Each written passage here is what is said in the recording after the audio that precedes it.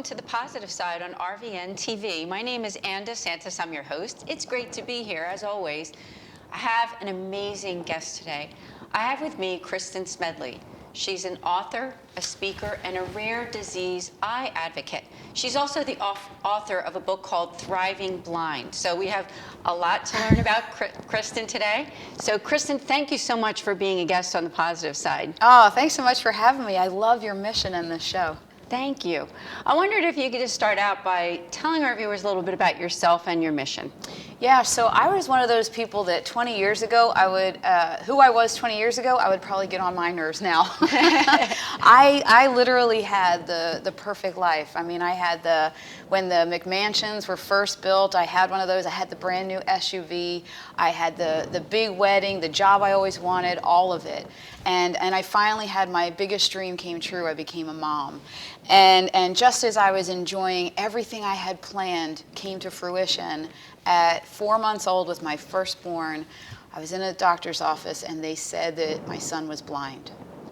And when you're pregnant with a baby and as your belly's growing, your hopes and your dreams for them grow. And I was envisioning this big life for him. And then all of that was extinguished in that one sentence, your son is blind. And I collapsed. I'm not exactly always proud to say these days, after everything that's happened since, that I collapsed for a long time. But I did, and eventually I made my way back into the journey that has been, the only word I have for it is extraordinary. It has been. And I would want to invite viewers to take a look at your website, because you have an amazing website. Oh, thanks. And it's at KristinSmedley.com. That's spelled KristinSmedley, correct? That's right. Make sure I got it correct. So please check out her website. And she's also on social media. So that was Michael. And life went along, and then Mitchell was born. Yeah. So maybe you can pick up from that point. Yeah, so with Michael's rare eye disease, which is called LCA CRB1, there's a 25% chance with every pregnancy that you're going to have another affected baby. And I know when I say now that I have 3 children, people said, why would you go for that chance? That's a big risk, 25%. Well, I am positive, optimistic. I'm just in my DNA, I'm an optimistic person. And I thought, no way would it happen twice. And then there was a moment, I was very pregnant with Mitchell, and like almost 8 months. And the day was coming very soon that he would be born. And I was again crippled in fear that, what if optimism doesn't carry me through this time? And what if this baby is blind again? And I was so struggling that I made it out of bed, but I didn't make it out of my room that morning. And I was having some say it was a prayer moment. It was a full-on tantrum with God saying, don't you dare do this to me again. And I was like, so he's probably always up there going, oh God, it's her again. Here she comes. Because I'm like, look, you've known me for all these years, and you know that would break me completely. I don't have it in me to raise a second blind child. I can smile through all the struggles with the first one, but a second one would break me. And I tell you, it was like he sent my little Michael down the hallway and into my room. And Michael, when he was 3, he's still to this day, he doesn't really walk, he kind of bounces. He's such a happy kid. And he bounced into my room, and his famous line was, he said to me at that moment, isn't this the best day ever? And I thought, I'm sobbing, and he doesn't know because he can't see me. And I was like, why is this the best day ever? He said, well, the sun is up, and I'm playing with all my stuff, and I'm so happy. And he was, and I thought, and he spun around and went back to his toys, and I thought, blindness didn't bother him. It bothered me, and I had to get over that. So then I switched my prayer to, okay, if this happens for a second time or not, I need all the tools and resources to be sent to me to raise these kids well, because I didn't know how to do it. And that's, I think I've learned about myself, I'm most fearful and most crippled in sadness when I don't know how to do something. I can't move forward. So I'll tell you, from that moment on, before that, people were sent to me and I just didn't see them. but I opened my eyes, literally, without a pun, and saw all the resources and people, and it has been nonstop on my journey. Yeah, I love reading about what you've done and just your videos. I know you did the TED Talk before, and you're so filled with positivity and filled with the Spirit of God. I think that, as you said, your son was able to feel something positive, and it was at that connection that you knew that somehow he felt good, even though he had this diagnosis. Yeah, and didn't bother him. Didn't bother him. Yeah. So it was wild. It was wild. But you know what? I grew up in a very solid faith-based house, and we didn't have much, and I have a big family. But what we did have, my parents were amazing with, and they could make, I still call the one weekend we go to the beach, I call the house the loaves and the fishes house. My parents are just good with, it's a limited resource, and somehow they make it work, and everybody wants to be around them, all the kids, all, you know, the grandkids.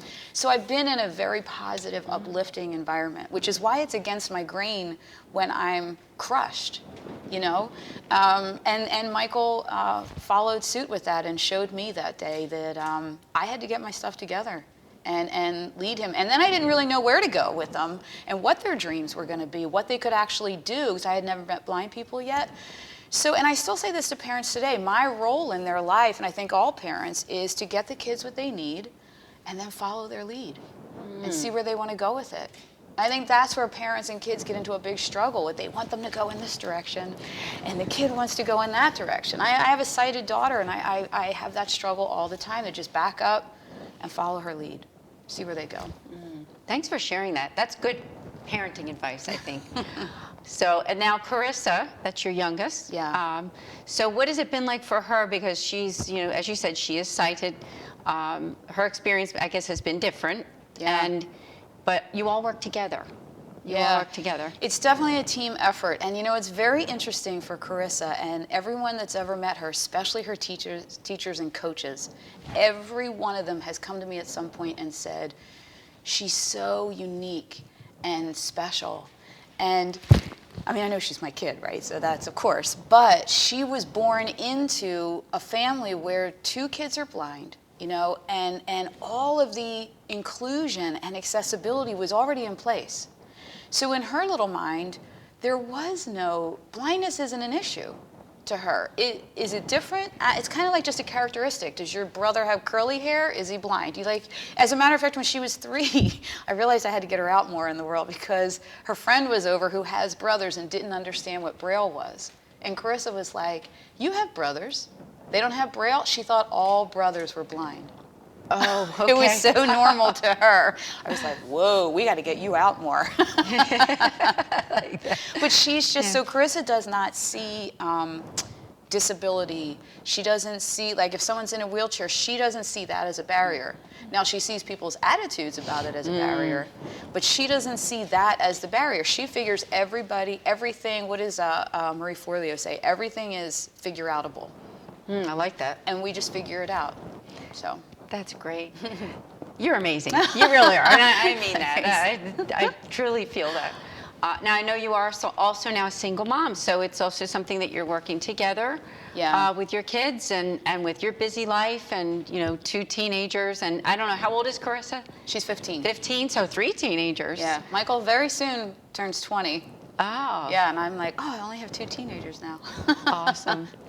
So tell us about your book, because it's called Thriving Blind, and I want to invite you, my viewers, to check out on Amazon Kristin Smedley's book, Thriving Blind. So tell us about that. Yeah, you know, I often say to look at my life now and my boys' lives, from where I started and not even knowing what to do, to, I mean, Michael, you know, I said about when I was pregnant with him, the dreams I had of I was an athlete, so I was like, is he going to be the pitcher or the quarterback? Like, what is his role going to be? And the valedictorian and all of that. He accomplished all of that. I mean, he was the valedictorian. Both of my boys have won baseball championships on sighted teams. They have done everything that they set out to do on their own goals, they've done, because I believe the biggest tipping point in our lives was meeting successful blind people. I made that as a goal. I don't know how to do it, so I need to learn from other people. And every year they would meet new successful blind people. So then I thought, who am I to sit with all of this knowledge and not share it? But how do you share it? I started with the TED Talk to share it on a bigger platform, but how do you really, I needed to get to the moms that were like me, got the diagnosis, was told good luck, I don't know what to tell you, and went home and sat on the couch and cried. How do you become that middleman that prevents sitting on the couch and crying? So my goal was just to have a little pamphlet where a doctor would hand the parents, I don't know what to tell you, but here's successful stories of blindness. It's going to be okay. And it evolved into a collection of stories, and then it became this book, and now it's become a program for parents, for the generation that's becoming the next group of teachers of the visually impaired, and then eventually it's going into the elementary schools to change perception of blindness from a very early age. Can you imagine? I'm just blown away. You're telling me things that I didn't know all of this, so it's good for me to know. The program and how it's really reaching out to schools and families is just wonderful. Yeah, I mean, I've been blessed with an incredible team, and like I said, it's very serendipitous. People come into the journey just when I need them. And I mean, to the point of my editor for the book is my 6th grade English teacher. Isn't that amazing? Your 6th grade English teacher. Yeah, and she said to me the first email, she said, Kristin, I can't believe I'm part of this project. This is amazing. It's such a blessing. But you still write like you talk. We have some work to do. Well, we have a lot more to talk about. We do have to take a short break. So we'll be back in just a few minutes here on The Positive Side on RVN TV.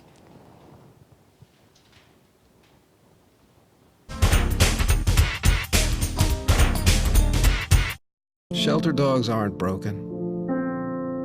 They've simply experienced more life.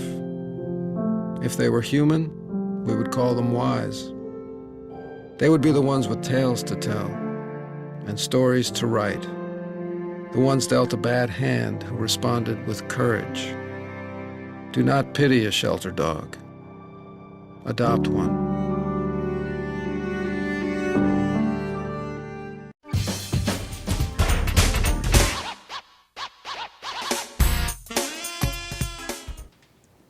Hi, welcome back to The Positive Side on RVN TV with my super positive guest that I'm so excited to have, Kristin Smedley. She's the author of Thriving Blind. She's a speaker, an author, and an advocate for rare eye diseases. So great to have you, as always. So fun. Yeah. So right before the break, she was telling us about the book Thriving Blind, because not only is it a book that is available on Amazon for your purchase, but it's also being integrated into the schools and into programs to educate families about rare eye disorders. Yeah, here's the thing. You hear, and I'm certain that this happens because it happened to me, you hear blindness, right? I think that there's a study out there that says that it's the second most feared thing. Next to a diagnosis of death. So, and I was paralyzed in fear too, but then as I'm watching my boys and all these people, I'm thinking, wait, it's perception of blindness that is causing, the blind community has a 70% unemployment rate. 70%. And I'm watching my boys win baseball championships. They were in all of the advanced placement and honors classes. I mean, Mitchell just got a nearly perfect score on his PSAT. So I'm like, wait a minute. And I know all these successful blind people, but it's perception. The employers are afraid to hire. They think that they're not going to be able to do the job. People get scared when they see the cane.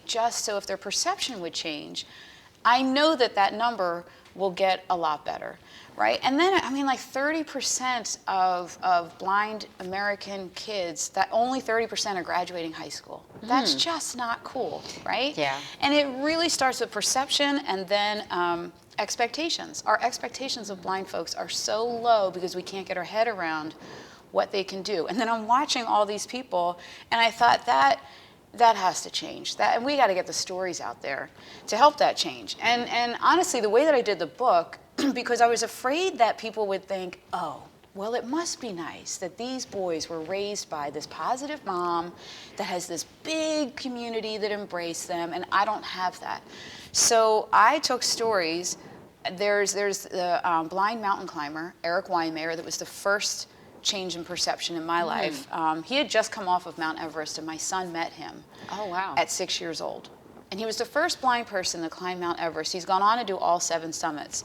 But, you know, Michael met him at 6, and now, yes, I'm positive I've gotten him all the tools and resources. We have a wonderful community, but it was Eric Weimer chatting with Michael and being cool, regular guy, funny, and coming off of Everest that in Michael's little mind, there was never a barrier that he would not be able to do something. And in the book, I say that it ignited him to have big expectations of his life. But then how do you translate that expectations to everybody else? So these stories are from the blind mountain climber all the way to a stay-at-home parent. And it runs the gamut. There's a blind architect that was sighted, and an architect goes blind through a surgery for something else, wakes up blind, and in a month he was back to work as an architect. And as a matter of fact, Chris Downey is his name, and his TED Talk is unbelievable if you want to check out a TED Talk. He's so in demand now as a blind architect that he literally had 21 minutes to do the interview for the book. And I was like, oh my gosh, I had to get all my information in 21 minutes. I did it. But it's just a testament to, and when you read it, so every chapter ends with the bright side of blindness, because I didn't want it to be too heavy and too much of a downer and all that. And every person I interviewed gives their take on what's something cool. My kids call it a blind perk. You know, like in Disney World, where the people see the cane and they're like, oh, come to the front of the line. And I'm like, you don't have to go to the front of the line. And my Michael was like, you take a blind perk whenever you can. That's what he said. Yeah. And I was like, all right. And it was when he tripped, because Pirates of the Caribbean, it's one of those, the chains go back and forth and you have to zigzag. And you know, having 3 kids and you're trying to manage, the cane didn't find the chain thing. And it went under, and Michael tripped and fell. And then he was like, can we take the blind perk now and go to the front of the line? I was crying. I'm like, okay. Yeah. You know, but it all, and it's, a lot of the stories in there are funny too. I mean, different ways that some of the guys met their wives, and it's just hilarious. But they all end on some positive side of what either blindness has brought to them. Yeah, right? Yeah. That blindness has brought to their life, or maybe a field that they're in now that they wouldn't have been had they still had vision. So it's a nice, easy. I mean, look, I'm one of those busy, doing way too many things, right? And I need, if I'm going to read something, it's got to be quick. And believe me, well, I was a 3rd grade teacher before all this started, okay. So it's definitely like, you know, 3rd grade level, you can get through it quick. But it's also, I mean, you know, like I said, it's intended for the mom that just got the diagnosis and is sobbing on the couch. The last thing she needs is something heavy and lots of medical stuff in there. It isn't. It's just uplifting, and it's kind of like, I call it the big old hug. You know, I send that book to them. I'm like, consider yourself hugged. It's going to be all right. There's going to be some energy and work on the front end, but man, that's why I tell the moms now, the young kids, it's exhausting on the front end to do all the IEP meetings and all of that. I mean, there was a point in time where I had 22 IEP meetings a year for my boys. But now, I mean, Michael, I drop him off at Penn State, this huge campus, and he's loving life. So it's worth it. It's worth all that. That's just all parenting. All that work on the front end, all the tears, all the fears, all the holding hands, all the worry. Man, then you watch them soar. It's unbelievable. That's a great word, soar. I feel that that's what you and your boys have done, and your daughter. It's amazing. It truly is the positive side. I mean, I think you, my viewers, would agree with that. Positive, right? She is, family is. So you're doing wonderful things. And I just want to thank you. I want to thank you for all that you do, for not only for your boys and for your family, but for others. Because it's what you're doing. You're trying to reach out and help others that are affected by it. So, well, I appreciate that. Yeah, it's the truth. There's no, there's no lying there. That's just the truth. I think it is. So check out, please, her website, KristinSmedley.com. And also, you want to get Thriving Blind, because that's a great book on Amazon. So you're dealing with people who get that diagnosis for their children. Have you ever had people come to you that are older adults or middle-aged that also have to become thriving in a blind state as well. Yeah, and actually that's why in the book half the stories are people that lost their vision later in life. And honestly, they're the ones that I've learned the most from in recent years because I couldn't walk their walk. In CRB1 LCA, half of our patients are early onset blindness like my boys, but the other half, they're not losing their vision till later. And it was hard for me to relate to those families that they had vision and then they don't, whereas mine never had it. So I went and met these successful adults that lost their vision, like Chris Downey, and some others to try to get my head around that. And then I'm with people, when I'm out in the rare disease community and the rare eye disease community, friends of mine like this, one friend, Eric, who's out in Louisiana, he's losing his vision later to a disease called choroideremia.